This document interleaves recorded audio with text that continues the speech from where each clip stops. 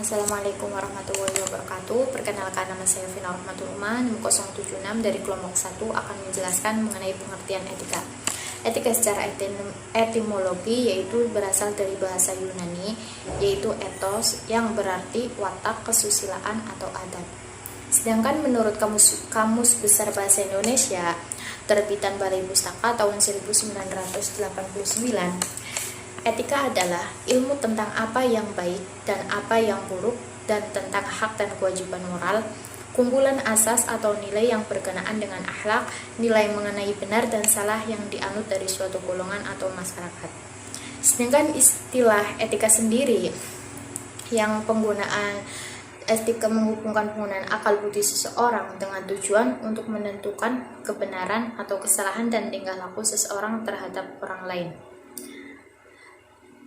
Etika menurut Bertens yaitu ilmu yang mempelajari adat kebiasaan, termasuk di dalamnya moral yang mengandung nilai dan norma yang menjadi pegangan hidup seseorang atau sekelompok orang bagi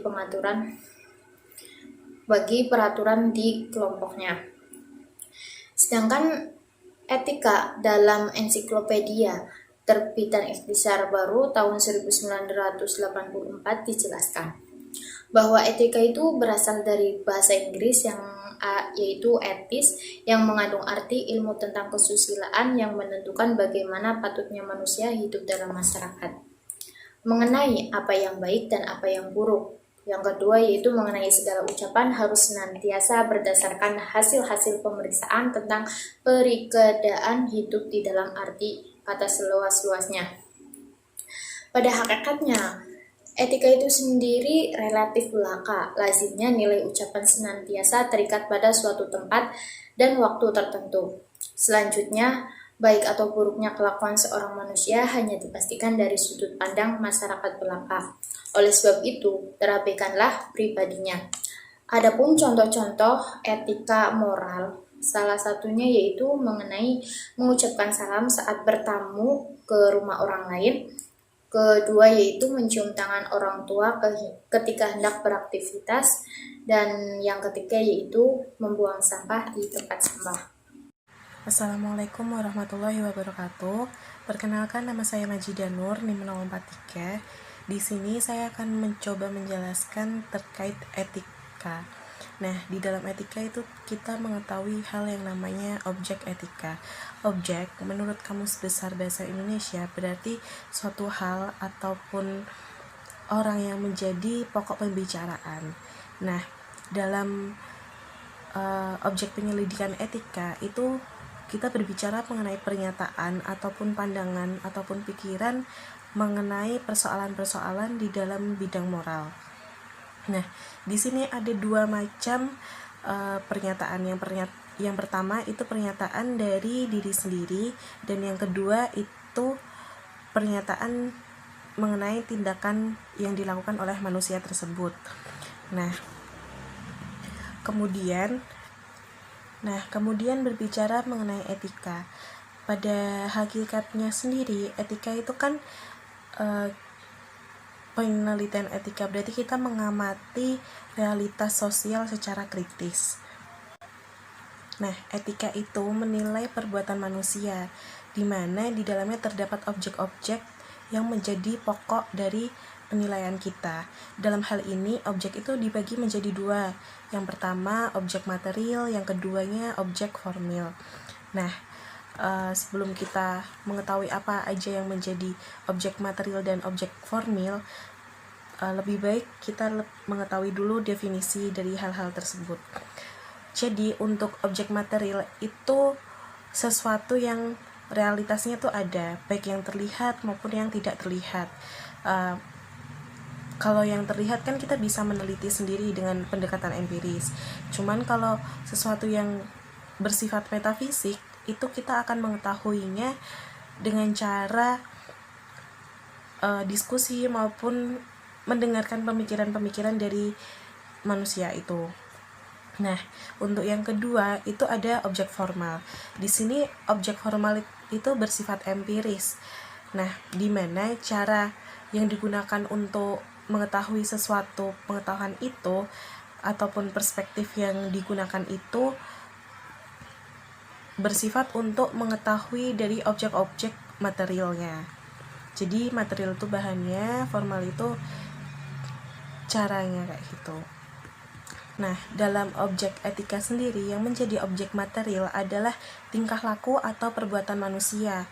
Sedangkan yang menjadi objek formal itu kebaikan atau keburukan, bermoral atau tidak bermoral, etika-etika tentang kesusilaan manusia.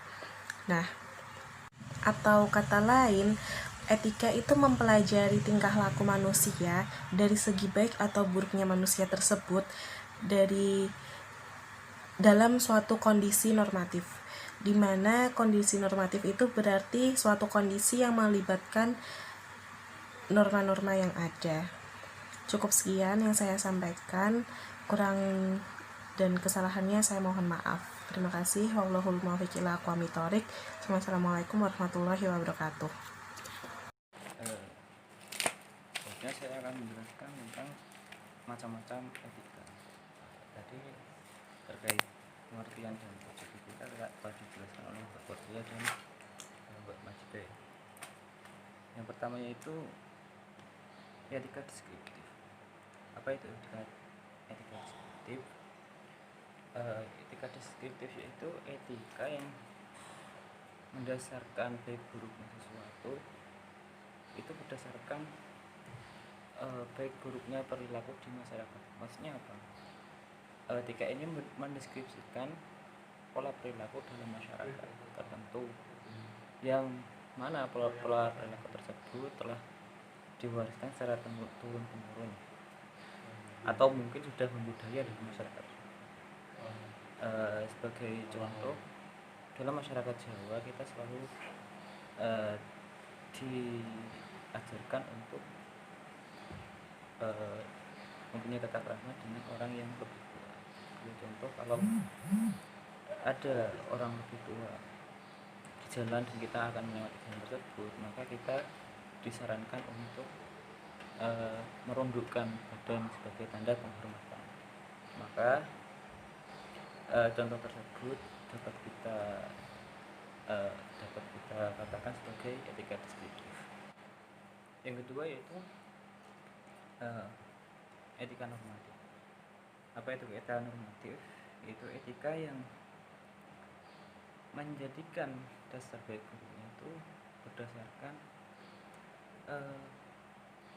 norma-norma yang ada dalam diri manusia.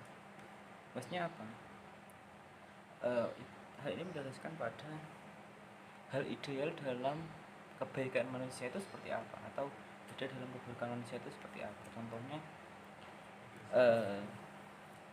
ideal tipe orang yang baik atau idealnya orang baik itu dia mempunyai kejujuran, tidak suka marah-marah dan lain-lain. Maka norma ini sebagai kerangka tindakan. Yang selanjutnya kita masuk pada etika deontologi dan teleologi. Dua etika ini sering disebut sebagai etika terapan. Karena apa? Karena dalam penerapannya etika ini menjadi sangat penting sekali. Yang pertama, deontologi. Apa itu deontologi? Deontologi sering disebut sebagai etika umum. Maksudnya umum itu baik buruknya sesuatu itu berdasarkan kewajiban dalam diri manusia itu. Maksudnya dalam arti bahwa semua manusia itu wajib berbuat baik. Jadi hal ini menekankan pada aspek individualitas, yang mana aspek individualitas itu memiliki kewajiban untuk melakukan itu. Contohnya seseorang jangan berbohong. Karena apa? Karena manusia memiliki kewajiban tidak berbohong. Itu untuk ketika deontologi. Lalu yang lain, seseorang jangan mencuri. Karena pada dasarnya manusia memiliki kewajiban tidak boleh mencuri hak milik orang lain. Seperti itu.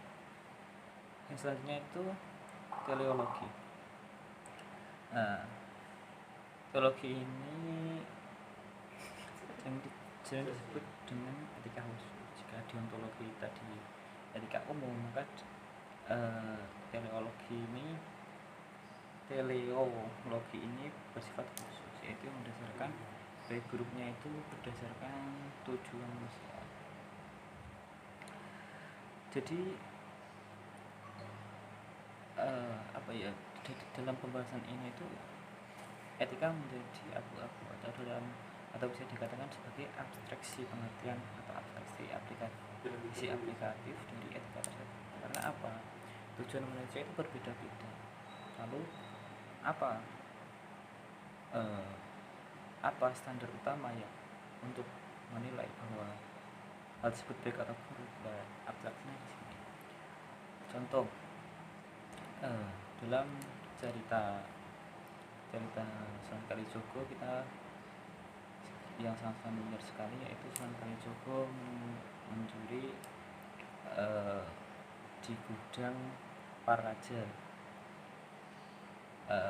Katanya sih terus saat itu praktek pemerasan sering terjadi, makanya menurut Sunan Kalijogo itu merupakan sebuah praktek ketidakadilan. Dan tujuannya apa? Tujuannya untuk dibagikan kepada rakyat miskin sebagai objek ketidakadilan tersebut. Maka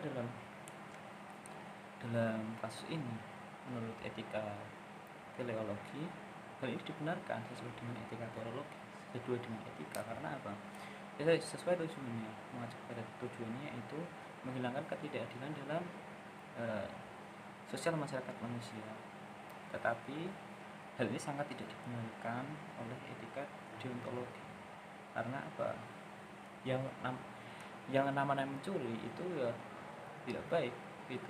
Karena manusia itu memiliki kewajiban tidak mencuri. Nah, maka terkadang dalam terapan dua etika ini